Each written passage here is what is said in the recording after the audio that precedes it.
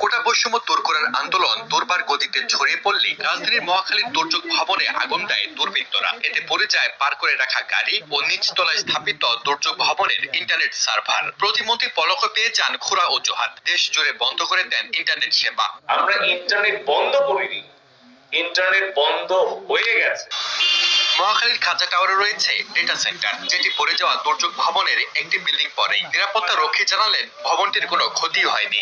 এই বিল্ডিং আগুন লাগি নাই, এই বিল্ডিং আগুন লাগি নাই, আগুন লাগছে দুর্যোগ অবশ্যই। আরটিভির মুখোমুখি প্রযুক্তি বিশেষজ্ঞ সুমন আহমেদ সাবির। তার কর্মরত প্রতিষ্ঠান ফাইবার এট হোম খাজা টাওয়ারের ডেটা সেন্টার থেকে ইন্টারনেট সেবা সরবরাহ করেন। অর্থাৎ খাজা টাওয়ার থেকে একটা মোবাইল অপারেটর যখন তার অফিসে কানেক্ট করে, একটা আইএসপি যখন তার অন্য অফিসগুলোকে কানেক্ট করে, অন্য পপগুলো কানেক্ট করে, তারা আমাদের নেটওয়ার্ক ব্যবহার করে। আমাদের নেটওয়ার্ক যদি বন্ধ হয়ে যায় তাহলে আসলে সব নেটওয়ার্ক বন্ধ হয়ে যাবে, কারণ আমরা হচ্ছে ওদের ব্যাকবোন। এবং আমাদের নেটওয়ার্ক কিছু হয়নি। আপনাকে